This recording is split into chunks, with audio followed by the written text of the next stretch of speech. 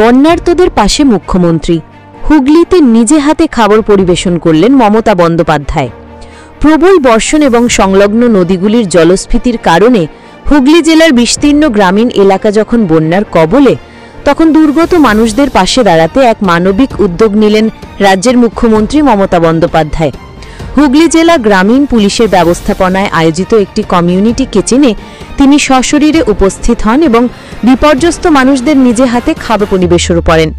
গত কয়েকদিনের টানা বৃষ্টিতে দামোদর, মুন্ডেশ্বরী সহ বিভিন্ন নদীর জলস্তর বিপদসীমা ছাড়িয়েছে, যার ফলে হুগলির আরামবাগ, খানাকুল, গোঘাট সহ একাধিক ব্লকের বহু গ্রাম জলের তলায়।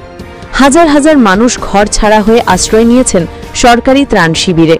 এই কঠিন পরিস্থিতিতে রাজ্য প্রশাসনের নির্দেশে জেলা পুলিশ স্থানীয়ভাবে কমিউনিটি কিচেন বা সামুদায়িক রান্নাঘর চালু করে, যেখানে দিনরাত এক করে বন্যার্তদের জন্য গরম খাবার তৈরি করা হচ্ছে।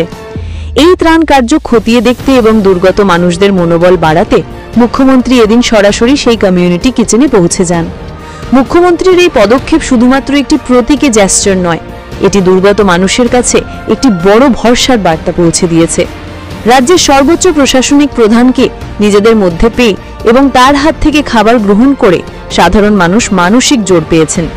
একই সাথে দিনরাত এক করে যে সমস্ত পুলিশ কর্মী ও প্রশাসনিক আধিকারিকরা ত্রাণ কার্যে নিযুক্ত, তাদেরও মনোবল বহুগুণ বেড়ে গেছে।